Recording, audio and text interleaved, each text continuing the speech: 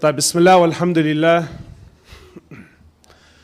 والصلاة والسلام على رسول الله. All praises to Allah subhanahu wa ta'ala, and we send peace and blessings upon his beloved Muhammad sallallahu alayhi wasallam. So my brothers, inshallah, I just want to maybe just share just a few things that come to mind. This is not like a prepared talk, but heck, yani, especially because I see a lot of younger brothers, may Allah subhanahu wa ta'ala reward them. I guess let me say that I'm speaking general. I can't cover every aspect of this topic. I'm generalizing. I know in any subject, there's always specifics and there's always exceptions. So please don't come to me after and tell me, but brother, I have an exceptional case. We understand, so I'm mentioning this now. I know there's exceptional cases, but what I'm going to say to you now is I'm generalizing. And what I want to say to you, my brothers, is that in Islam, we know the value of the mother and the father. And Allah subhanahu wa ta'ala has mentioned their ranks and He's raised them in the Quran, and He's ordered the believers to be kind and dutiful. And I'm going to also mention, because I know what's going to happen, to brother, you spoke about the father, and what about the mother? Wallah, you can't win. Again, the mother definitely has her rank, and Jannah is at the footsteps of your mom.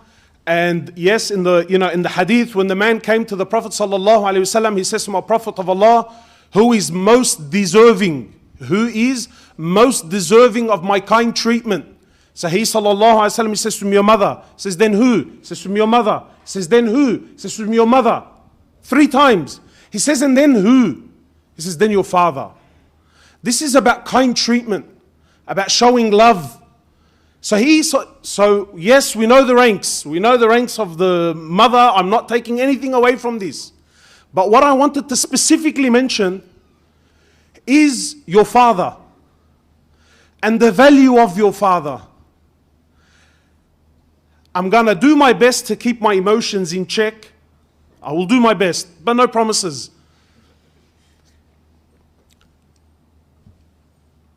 There's the bir al-walidain and the orders of Allah. That's number 1. But really what I want to mention to you is, my brothers, no one on this earth will love you and care for you more than your father. No one. Please, brothers, no one to be recording, inshallah. No one take photos. Please put your phone down. No one on this earth will love you and care for you and have a burn in his heart for you more than your father. Again, don't come to me later with exceptions, and there's always exceptions. There's always, Ya Latif, very bad fathers. But I'm speaking general. And it's important that you know that your father is the most valuable person in your life. Irrespective of who he is, with all of his flaws and all of his mistakes, he is your father. And I don't know what else to say. How do I say it in a way where, brother, you know your father? He owns you. And some brothers, sometimes they come to me and they mention, and it's like, I try to be nice to them because I don't want to break their hearts. But really, in my message today, I feel like I can't afford to tippy-toe because I don't want the message to be distorted in any way, Let me tell you, as they say in Lebanese, brother, let me shoot you straight. Your father, he owns you. You know what he owns you means? He owns you. He owns your clothes. He owns your shoes. He owns your money. Your money? If your father, I'm not encouraging fathers, I'm just giving you, if your father took every single dollar you own, you have nothing in front of Allah. You have nothing in the Islamic courtroom. You have nothing because he owns you. He owns your wealth. He owns your clothes. He owns everything about you. He owns you. That's your dad. And don't ever think in your life that any man on this earth will ever love you and care for you and want goodness for you more than your father. Impossible. I'll challenge anyone. You know, my young brother, you know your father, wallah, the kaf. You know, if your father slapped you with all his heart, the kaf from your father is more beloved, should be more beloved and dearer to you than 1,000 hugs from the boys on the street, from 1,000 hugs from your wife, from 1,000 hugs from your children, because that kaf that comes from your dad, you know exactly where it came from. Whereas those hugs on the streets, and those hugs that come from your wife, and those hugs that come from wallah, you don't know what price you're going to pay behind those hugs and those smiles. But whereas with your dad, you know exactly that when he whacked me, as much as it hurts, you know it came from the core of his heart for your goodness only.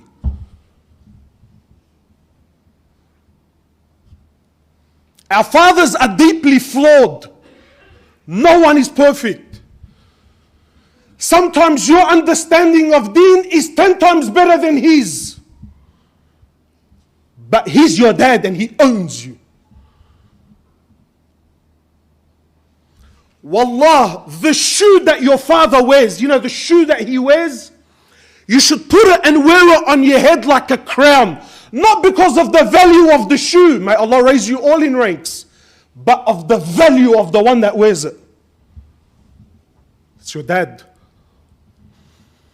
And it is unbelievably selfish that a young man comes and says to me, but why can't I do what I want? Wallah, brother, I got news for you. You, my brother, and you, my sister, you didn't fall from the sky. Someone bled and cried and broke their backs to watch you grow and become a young man. You're owed. And you're in debt. So don't come to me now because mashallah, you know, I'm in my teens and, you know, I've got my own thoughts and, you know, I see things differently to my father, that now there's this, you know, that there's this resistance towards my dad and you know what, wallah brother, you know, I'm free. People told me I'm free. Brother, who's free? The biggest lie that is running around now is this concept of freedom. That, wallah brother, I'm free. That I'm free to do what I want. That I'm free to say what I want. That I'm free. Brother, what? I'm going to try and control myself, you know. Where does this come from? Where? Even putting deen aside, who on this earth is free? Every single one of us is governed one way or another. You're governed, you're controlled, you're owned. You didn't fall from the sky, my brother and my sister, right? And now for you to just tell me, well, wallah brother, you know what, I fell in love with this girl, and you know, I don't understand why my father doesn't like her, and you know, brother, it's not for your dad to understand. Again, I'm generalizing here, so don't come to me with your, you know, exceptions. My young sister, your dad, whether you like him or not, he talks to you, he engages with you or not, you should only ever marry the person that your father says to you, him, take him. Now start talking to him. Now start texting that guy. Now start falling in love with that person. Don't go fall in love with someone outside of your father's knowledge. And trust me, I'm putting aside the halal and haram factor here. Major haram. But anyway, I'm going to assume that he did it for good. And you know, the songs we sing to each other, right? Don't go falling in love with someone, right, outside of your father's knowledge, and then build an emotional relationship with this person for 3-4 months, and now you've invested in this for 3-4 months to the point where you yourself don't even realize you're head over heels, you see nothing other than him, and now you're trying to find a way, how am I going to present this in front of my dad? And above all, how am I going to convince my dad to accept him? That's oppression. Why? Because you took the rights of your father away from him. Really deep down, you're not asking your dad, can I marry him? What you're really saying to your dad is, look, this is the one. You know, you work on yourself, but really make it happen. Doesn't work like that.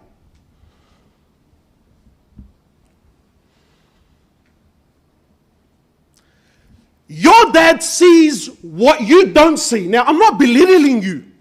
Wallah, I'm not.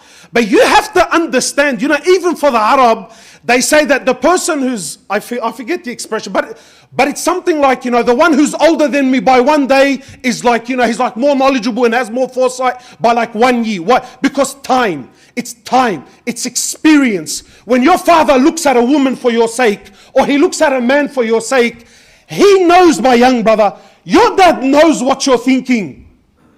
And trust me, he's thinking that for you too. But he's also thinking about things that you can't see right now. So when he says to you, don't marry her, he knows that you're, wallah, mashallah, you're swept off your feet. But what he can see, you can't. And this is where you have to submit. You have to submit not only to Allah, but if your dad, again, I know, but if your dad is generally an upright, God-fearing man, and he says to you, no, wallah, if the world and everything in it was presented to you, so long as your father is not radyan, don't you in your life marry her or him. Ever. My young brother, if you're trying to marry a girl, and wallah, I'm speaking to you here, I'm trying to be as diplomatic as possible. Brother, if you're speaking to a girl without her father's knowledge, and yeah, I'm going to give you that your intention is good. But as soon as you know, my brother, that her father doesn't want you, and you've genuinely tried and he doesn't accept, have some shame, have some dignity, have some sharaf. Leave her and walk away.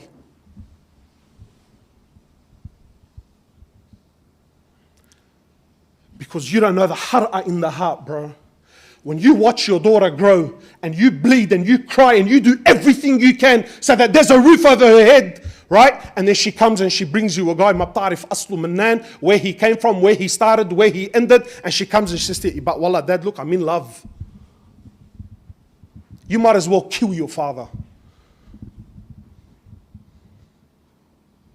We have to be conscious of ourselves, my young brothers. Life is not fair. Get over it. Life is about ta'ah, obedience. Your father owns you. Wallah, your father is the only man on earth. And I'll say this, on the summit of the highest mountain, because I've been there and I've tested and I got burnt and I thought at one stage, your father is the only man who genuine wishes and desires that you turn out to be better than him. No one else on earth can ever take that. No sheikh, no alim, no mufti, no friend, no qawi, no one. Only with all his flaws.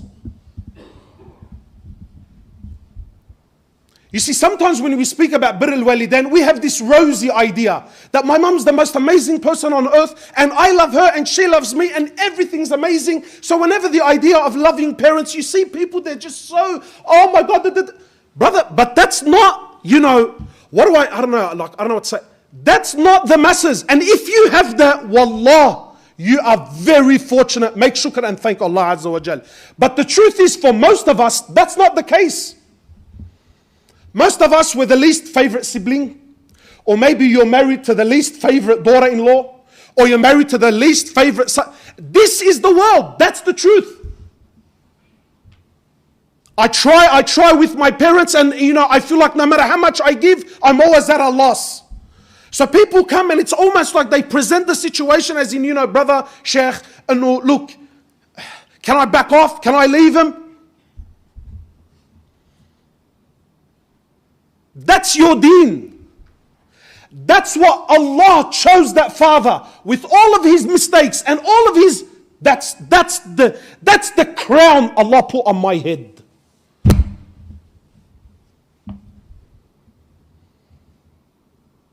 So your relationship with your parents isn't a thing of wallah, but brother, I don't feel like it. Wallahi samahni. Brother, aslan anta minak to tell me what you feel like. If it wasn't for the sarmaya of your father, anta aslan, where are you, bro?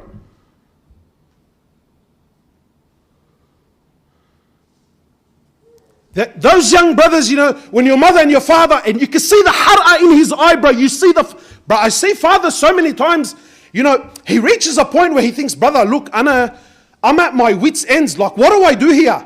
Like, do I physically smash my son because he doesn't seem to understand, right? Or do I let him go and watch him burn in front of my eyes? And you don't realize, most of us, this is the ultimatum that we're giving our parents.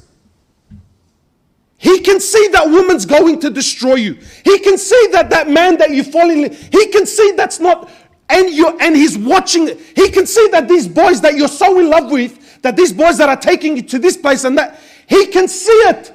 But I'm trying to talk to my son and he won't understand. So what do? If I physically attack my son, not only do I lose him and break him, but it's actually even against the law. So that's a problem. And if I let him go, it's like a dagger. Every day it just goes slowly and slowly into my heart. And my son thinks he's what? Nuhui, he's on top of it. It's unfair. Wallahi, it's unfair. This is oppression. You would rather live with the oppression that your parents put on you than the oppression you put on them. This is life. Get over it. I'm not going to sit here and, wallah, this is life, akhi. That man that you call your dad, and that woman the shoe they wear, like that here.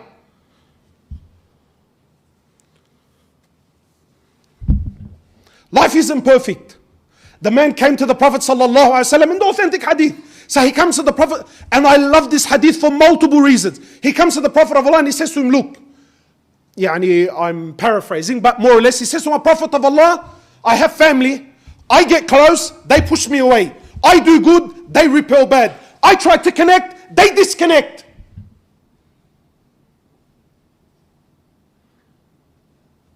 Really, from the tone, and nothing's changed when people come present their cases, sounds exactly the same. That, look, brother, don't think brother, you don't understand, and I've been doing this for years. So what does he say to him, sallallahu alayhi wasallam? I love this. He says to him, look, if what you say is true, because he hasn't heard both sides of the story yet. Look at the justice. Look, he says, if what you say is true, look, if it's really what you're saying, what, stop? Brother, oh my God, I can't believe you've gone through so much. No, brother, what's that? Is that what she did? Ya Latif, bro, what? We love that haki. Oof, bro, I've never heard that in my life. Ya Latif, bro. He says, if what you say is true, then keep doing what you're doing. Don't stop. For this is Silat al-Rahim. Do you think Silat al-Rahim is all rosy? It's all, wallah, they invited us to their weddings and we invited them to our weddings and we all love each other and we all get along. It's difficult. It's bitterness. It's harakat. He says to him, keep doing what you're doing and know, if what you're saying is true, that they're digging for themselves their own place in Jahannam. But as far as you're concerned, keep doing what? What you're doing. Adfa' billati here, you do better. Yeah. My young brother, I get it, I understand. You've hit your late teens, you want to hang out, you want to go out, you want to do this, you want to hang out with mates. I get it. But be careful. Be very careful. Because again, you're not seeing what you're doing.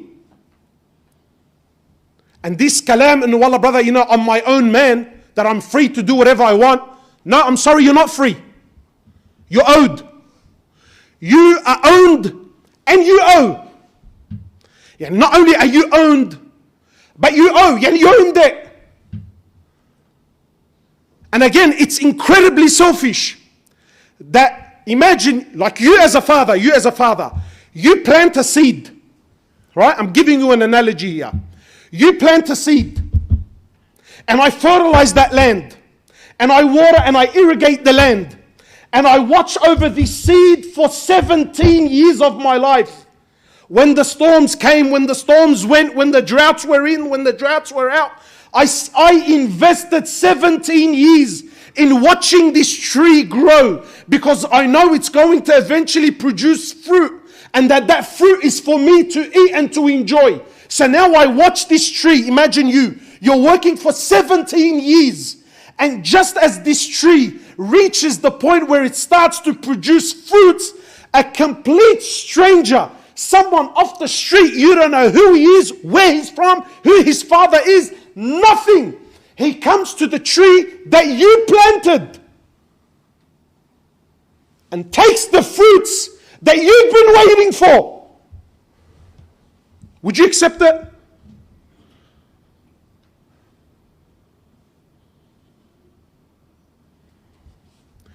Wallah, I think this is recorded, so I was going to say something, but wallah, I'm worried if I can actually be imprisoned for it, because brother, if you think I'm going to watch someone come and eat my fruits in front of my eyes, and my son's going to tell me, and wallah, dad, wallah, look, again, I'm going to keep myself in check, bro. Allah never ever test me, bro. Wallahi. Wallah. You're putting a dagger in your father's heart. You're killing him. That your history, your fruits belong to him. The best of you, the best of your time, the best of your efforts, the best of your money belongs to him. And if he allows, you can give your scraps to your friends. If his sarmeli allows it, then go give your friends whatever he doesn't want.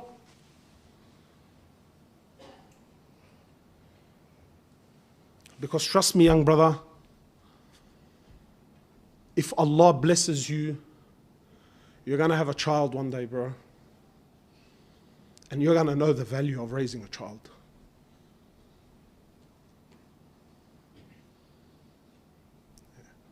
Life isn't fair. Wallah, I was only supposed to give you advice. Oh my heart. Samhuni, bro, wallah. Please, my brothers, wallah, we need to be very careful, man. Very careful. Your father, what does he? He what? He owns you, bro. You have no idea, and I don't mean this in a bad way, you have no idea how many people in this room saved marriages for years. What, you think you're the only one that's not happy? Do you think you're the only one that's struggling in life? You don't know, my brother. You don't know, wallah. You don't know how many fathers, bro. He what's the expression, like he ata'an nafsu, bro. He haram nafsu. He deprived himself from luxuries that he's been wanting, yeah? So you can wear those shoes that you love. Why? Because he doesn't want you to feel like you can, that you have to walk around in the streets and that, wallahi haram hulu, bro. He deprived himself. You think money falls from the skies? He deprived himself. Not only did he deprive himself, he deprived himself and made sure that you didn't feel it one bit. So you can enjoy those shoes fully. And then you come and tell me, well, but brother, like, all right, so what if that's what my dad wants? So what?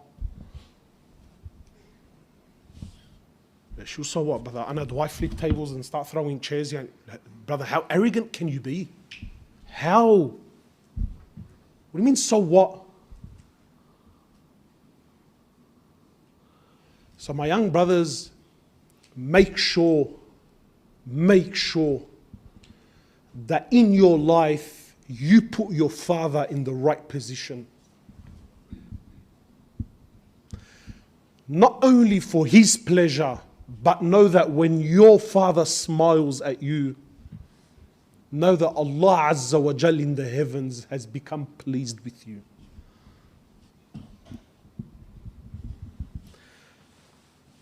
جزاكم الله خيرا سبحانك اللهم وبحمدك أشهد أن لا إله إلا أنت أستغفرك وأتوب إليك.